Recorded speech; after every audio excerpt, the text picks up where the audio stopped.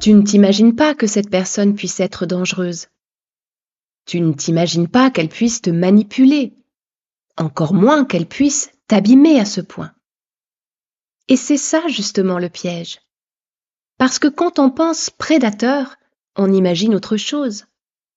Quelque chose de visible, de clair, de reconnaissable. La semaine dernière, on a traversé une galerie de portraits. Des hommes, des femmes, des façons très différentes de faire du mal. Et à la fin, je t'ai dit quelque chose. Marc, on est loin d'avoir tout vu. Cet épisode, il est différent des autres, plus profond, plus difficile peut-être à écouter. Parce que Marc, il ne ressemble à aucun des portraits de la semaine dernière. Il ne rentre dans aucune case. Il emprunte à plusieurs, il combine, il adapte. Et c'est exactement pour ça qu'il est le plus dangereux. Parce que si tu le croisais dans la rue, tu ne verrais rien. Si tu le rencontrais à une soirée, tu l'aimerais probablement. Et si Laetitia te racontait ce qu'elle vit, tu aurais peut-être du mal à y croire. C'est ça, un prédateur ordinaire. Pas de cornes, pas de griffes, pas de violence visible, juste un homme bien, comme on dit. De subir à choisir, c'est le nom de ce podcast, et je te souhaite la bienvenue. Je suis Clotilde, coach en reconstruction de vie. Petit pas pour soi, c'est né en 2017, et comme moi, ça a bien évolué depuis. J'accompagne des personnes qui traversent ou qui sont sorties de situations qui les ont abîmées. Pas seulement parce que c'est mon métier, mais parce que je l'ai aussi vécu de l'intérieur. Ce podcast, il s'adresse à celles et ceux qui vivent ou qui ont vécu une relation toxique, une emprise ou de la manipulation, de la violence, même si elle est psychologique. Un environnement familial ou professionnel destructeur, bref, ces situations où on ne sait plus très bien ce qui est normal, où on doute de soi et on finit par ne plus se reconnaître. Peu importe la forme, si tu te reconnais, tu es au bon endroit. Ici, on prend le temps, on met des mots, on comprend ce qui se passe vraiment. On se retrouve chaque samedi à 10h pour un nouvel épisode et on commence tout de suite. Avant de commencer, un petit rappel pour ceux qui nous rejoignent. On a déjà croisé Marc. Dans le 2e épisode, ces signaux dès le début que Laetitia minimisait. Cette façon qu'il avait de se froisser quand elle ne répondait pas immédiatement. Ce commentaire glissé avec un sourire. Dans le 3e épisode, on a parlé du gaslighting. Cette façon de retourner les situations, de la faire douter de ce qu'elle avait vu, de ce qu'elle avait entendu, de ce qu'elle avait ressenti. Ensuite, on a vu la salle d'attente de la maternité. Elle, seule, les couples autour d'elle, et lui, absent. Et puis, ce message de détresse envoyé la nuit depuis le canapé, et ce silence en retour. Et le lendemain matin, « Ça va ma chérie ?» comme si de rien n'était. On a vu des fragments, des scènes, des moments. Aujourd'hui, on voit l'ensemble. Et ce qu'on voit, ça change tout. Certaines choses vous sembleront familières. C'est voulu. Parce que ce portrait, il mérite d'être vu en entier. Marc est gentil, on le sait déjà. C'est la première chose que tout le monde dit. Et en plus, il est sensible. Il se dit même être hypersensible. Et ça commence dès le début. Il pleure devant les films, vraiment. Des larmes qui coulent sur ses joues. Et Laetitia, la première fois qu'elle le voit pleurer, ressent quelque chose, une tendresse immédiate. Un homme capable d'être ému comme ça dit quelque chose sur lui. Il parle des animaux avec une douceur désarmante. Il est indigné par la maltraitance animale. Il dit les aimer profondément. Et en société, Marc, c'est quelqu'un. Il prend toute la place, naturellement, sans effort apparent. Il raconte, il captive, il fait rire. Les gens se penchent vers lui quand il parle. Ils veulent être dans sa lumière. Et Laetitia, de l'autre côté de la pièce, l'observe. Et quelque chose en elle se détend. Presque. Parce que Si tout le monde le voit comme ça, charmant, intéressant, agréable, alors ce qu'elle ressent parfois à la maison, c'est sûrement elle, son imagination, sa sensibilité excessive. C'est exactement l'effet recherché. Parce que ce charme en public, il ne s'adresse pas aux autres, il s'adresse à elle.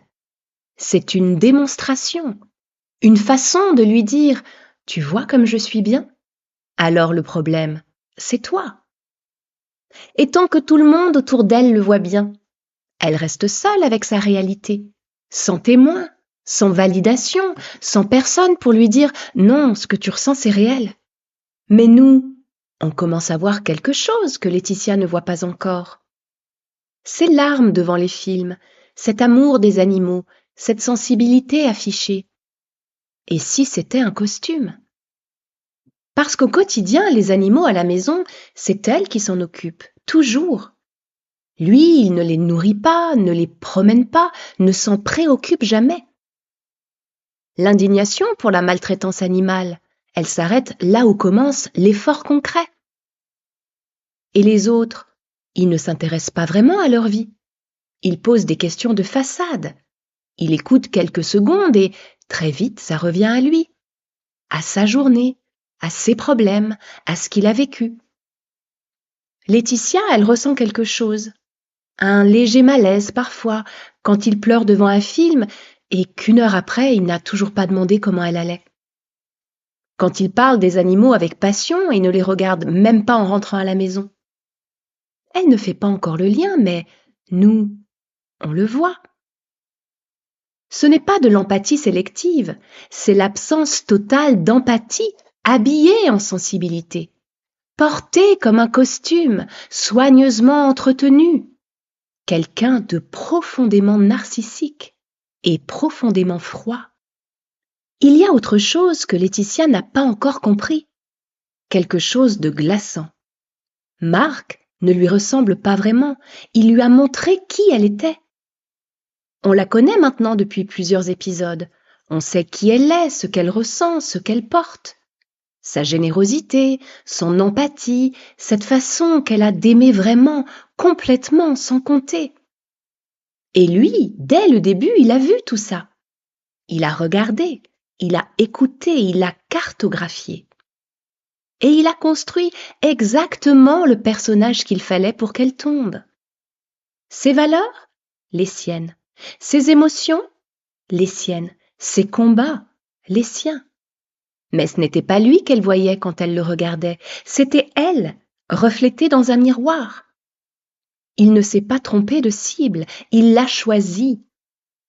Il a vu sa générosité et il s'en est servi. Il a vu son empathie et il l'a utilisée. Il a vu sa capacité à aimer vraiment et il a su que ça le protégerait longtemps. Parce que les gens qui aiment vraiment, ils cherchent des raisons de rester. Ils trouvent des excuses, ils minimisent, ils espèrent, et lui, il le savait. Et Laetitia, elle, se dit qu'elle a trouvé une âme sœur. Elle n'a aucune idée de ce qui vient de commencer. Marc a un autre talent particulier, celui de contrôler sans jamais avoir l'air de le faire. Laetitia est en train de travailler, concentrée dans son élan, et les messages commencent. Je suis au supermarché, je prends quoi comme yaourt? Elle répond, elle essaie de se reconcentrer. Les yaourts, nature ou aux fruits? Elle répond encore. Et pour le pain, la baguette ou le pain de campagne? Et ça continue, pendant 1 heure. Même pas des questions entières, des mots. Un mot par message. Parfois juste « alors » ou « tu es là ?» Chaque notification, chaque son, juste assez pour qu'elle perde le fil. Juste assez pour qu'elle ne puisse jamais vraiment retrouver sa concentration entre deux. Parce que ce n'est pas l'information qui compte, c'est l'interruption, c'est la sonnerie, c'est le rappel permanent. Je suis là, je t'ai, tu es à moi. Et si elle lui dit « je travaille, je peux vraiment pas répondre », il est blessé, il se victimise. « Excuse-moi de te déranger » avec ce ton, et elle se sent coupable. Coupable de travailler, coupable d'avoir besoin de concentration, coupable d'exister en dehors de lui. Et quand elle sort, ce qui est plutôt rare maintenant, avec ses amis ou avec sa famille, Marc reste à la maison avec le bébé. Et les messages commencent. Pas des messages agressifs, jamais. Juste des messages vocaux. Et dans ces messages, en fond, les pleurs du bébé. Et sa voix à lui, douce, fatiguée. J'espère que tu passes une belle soirée, ma chérie. Ici, c'est un peu compliqué, mais ne t'inquiète pas, je gère. Je gère. 2 mots. Et Laetitia entend tout. Elle entend son enfant qui pleure. Elle entend un homme épuisé qui tient. Elle entend « reviens » sans qu'il ait jamais dit « reviens ». Et les messages s'enchaînent. Pas des reproches, des mises à jour. Il vient de se rendormir. Il a encore pas mal pleuré. On a eu du mal, mais ça va. On t'attend. On t'attend. Et Laetitia rentre. Pas parce qu'il lui a dit de rentrer, pas parce qu'elle a envie de rentrer, parce qu'elle ne supporte plus ce poids, cette culpabilité, cette image de lui seul avec le bébé qui pleure, pendant qu'elle rit avec ses amis. Il n'a jamais eu besoin de lui interdire de sortir. Il avait quelque chose de bien plus puissant. Il avait le bébé.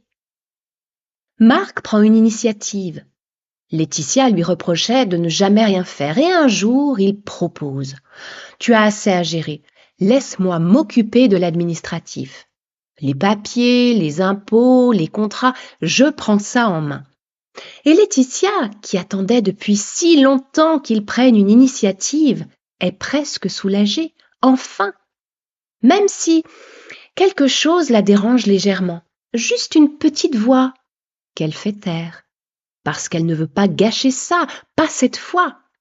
Sauf que ce n'est pas de l'aide, c'est de l'accès, c'est du contrôle, parce que celui qui gère l'administratif, c'est tout. Les revenus, les dépenses, les contrats, il voit tout, il a la main sur tout. Et si un jour, Laetitia envisageait de partir, elle réaliserait qu'elle ne sait plus où sont les documents. Ce n'est pas de la générosité, c'est de l'emprise organisée, habillée en initiative, présentée comme un service. Et elle, qui avait tellement voulu qu'il s'implique, ne peut même pas s'en plaindre. Et puis, il y a ce qu'on ne peut vraiment pas raconter à une amie sans qu'elle te dise « Non mais t'es parano, tu vois le mal partout, c'est rien ça !»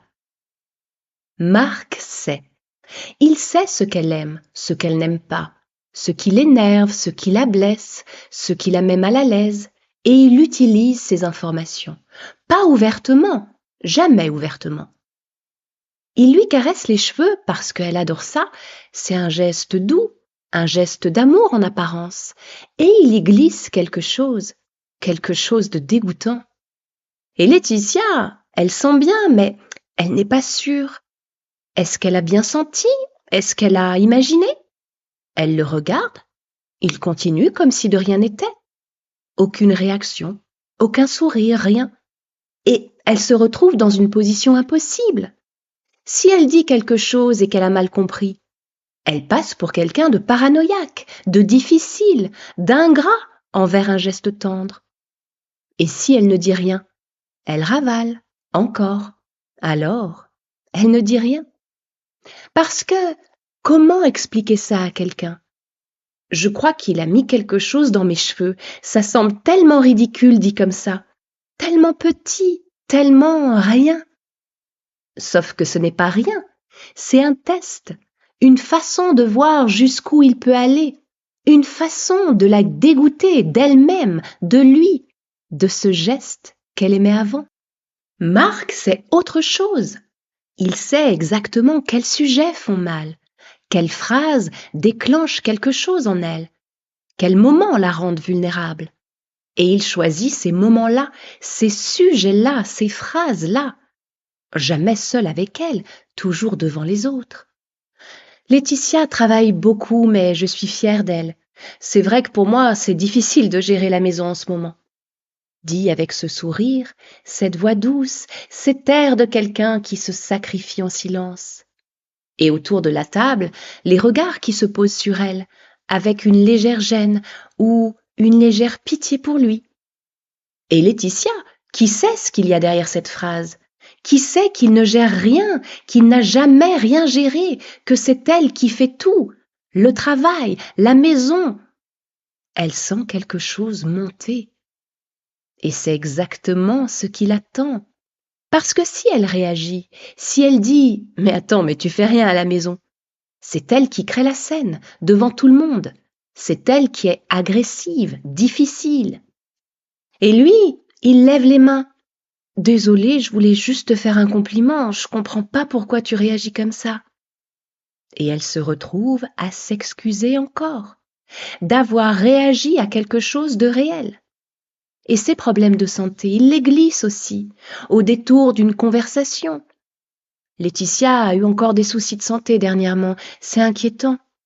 Avec cette façon de sembler préoccupée, attentionnée, alors qu'elle lui avait demandé de ne pas en parler. Et quand elle le lui rappelle après, il est sincèrement désolé, il ne s'en souvenait plus. C'était parti d'une bonne intention. Il voulait juste montrer qu'il s'inquiétait pour elle. Et elle finit par le consoler, d'avoir mal agi envers lui.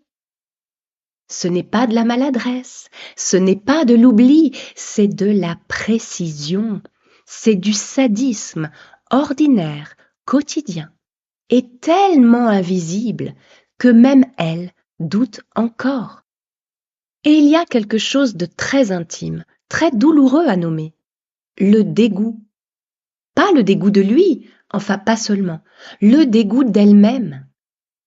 Laetitia ne se maquille plus, pas parce qu'elle n'a pas le temps, parce que quelque chose en elle ne veut plus. Elle ne s'habille plus comme avant, ses robes qu'elle aimait, ses couleurs, cette façon qu'elle avait de prendre soin d'elle. Pas pour les autres, pour elle. Ça a disparu. Et le pire, c'est que quand elle fait un effort, quand elle s'apprête pour une occasion, elle se regarde dans le miroir et au lieu de se sentir bien, elle se sent mal à l'aise, exposée, comme si montrer quelque chose d'elle était dangereux. Parce que son regard à lui, ce regard qui glisse sur elle, qui évalue, qui jauge, parfois qui commente, parfois qui ignore, elle l'a tellement intégré qu'elle ne supporte plus de s'y exposer. Elle préfère disparaître dans ses vêtements, ne plus attirer l'attention, ne plus exister de cette façon-là. Et cette invisibilité, elle s'étend à tout. Il s'approche et quelque chose en elle se raidit. Pas un choix conscient, juste le corps qui dit non, automatiquement. Il l'embrasse et elle répond parce qu'elle essaie, parce qu'elle pense que c'est de sa faute, et après, discrètement en se retournant, elle s'essuie la bouche. Un geste petit, presque imperceptible, mais réel. Il la prend dans ses bras et elle se laisse faire, mais son corps à elle, il est ailleurs, rigide, en attente que ça se termine. Et après, elle a honte, pas de lui, d'elle. Parce qu'elle se dit « mais qu'est-ce qui m'arrive ? Je ne me reconnais plus, je suis devenue froide, insensible. J'ai vraiment un gros problème. Je ne sais même pas comment il fait pour rester avec quelqu'un comme moi. » Et cette conclusion, elle est tellement pratique pour lui. Parce que maintenant, le problème, c'est elle. Mais ce n'est pas de la froideur, c'est de l'intelligence, Laetitia. Le corps, on en a déjà parlé, il sait toujours avant la tête. Et là, il dit quelque chose de très précis. Il dit « cet homme me fait du mal, je ne le veux plus près de moi ». Ce n'est pas elle qui est cassée, c'est lui qui l'a amenée là. Et lui, pendant ce temps, se victimise. Elle ne le veut plus, elle est froide, elle ne l'aime plus et elle s'excuse encore d'avoir un corps qui dit la vérité. Et puis, il y a le bébé. Laetitia observe, pas tout le temps, pas consciemment, juste des moments, des petites choses qui la frappent parfois. Quand elle est détendue, vraiment détendue, l'enfant gazouille, Il sourit, il s'agite dans tous les sens. Et quand Marc entre dans la pièce, parfois, l'enfant se fige, quelques secondes, ses yeux qui cherchent, ses petits poings qui se serrent légèrement. Laetitia le remarque, et elle en parle à Marc. Et Marc sourit. Il fait pareil quand tu n'es pas là. C'est juste son caractère, tous les bébés sont comme ça. Et Laetitia, qui doute depuis si longtemps, se dit que c'est sûrement ça, que c'est elle qui interprète, encore. Elle range cette observation quelque part, loin, avec toutes les autres. Et elle passe à autre chose. Mais son corps à elle, il a enregistré. Et ce message de détresse, celui qu'elle avait envoyé ce soir-là depuis le canapé, celui qui était resté sans réponse, il s'en sert. Pas d'un coup, subtilement, dans une dispute. Tu te souviens de ce message que tu m'as envoyé? Avec ce regard, ce ton, comme si c'était une preuve de quelque chose. Une preuve d'instabilité, de fragilité excessive, de comportement difficile. Et Laetitia réalise quelque chose. Ce message, elle l'avait envoyé dans un moment de réelle détresse, un moment de vulnérabilité totale. Et lui, il l'a gardé, il l'a stocké comme un outil. Et là, quelque chose se met en place dans sa tête. Pas clairement encore, pas complètement, juste une sensation froide, précise. Le téléphone retourné dès le début, les questions innocentes qui revenaient toujours, l'administratif proposé au bon moment, les messages incessants quand elle travaille, les messages vocaux avec les pleurs du bébé quand elle sort. Est-ce que tout ça, ce sont vraiment des coïncidences? Elle ne sait pas encore. Elle n'est pas encore prête à savoir. Mais quelque chose très profondément a bougé. Ce corps qui enregistre tout depuis le début, il attend. Parce que Marc, on n'a pas encore tout vu. On n'a pas encore vu tout ce dont il est capable. Et Laetitia, elle va le découvrir d'une façon qu'elle n'aurait jamais imaginée. Pour conclure ce chapitre, je crois que tu seras d'accord avec moi, on vient de traverser quelque chose de lourd ensemble. Je le sais. Parce que ce portrait, il ne ressemble à rien de ce qu'on imagine quand on pense à quelqu'un qui fait du mal. Pas de cris, pas de coups, pas de menaces directes, juste un homme bien. Et c'est exactement pour ça que c'est si difficile à nommer, si difficile à quitter, si difficile à expliquer à quelqu'un qui n'a pas été à l'intérieur. Et peut-être qu'en écoutant cet épisode, tu as reconnu quelqu'un ou tu t'es reconnu toi-même dans Laetitia. Et peut-être que pour la première fois, tu as des mots pour ce que tu vis. Ce que je ressens est réel, ce que je vis est réel, je ne suis pas folle, je ne suis pas trop sensible, je ne dramatise pas. C'est réel. Et ça, c'est déjà énorme.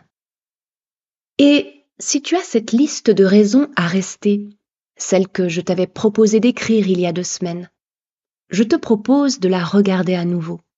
Parce qu'après tout ce qu'on vient de traverser, peut-être que certaines raisons sonnent différemment.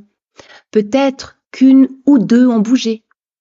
Et pour chaque raison sur cette liste, il existe quelque chose, une ressource, une personne, un premier pas. Tu n'es pas seul avec ça. Tu n'as pas à tout résoudre aujourd'hui, mais s'il te plaît, ne reste pas seul avec ça. Appelle quelqu'un, une amie, une association, le 3919 ou écris-moi. On prend 30 minutes ensemble au téléphone. C'est gratuit, sans engagement, et je peux t'orienter. On se retrouve samedi prochain à 10h pour le 8e épisode. Prends bien soin de toi et surtout, prends bien soin de ton monde intérieur.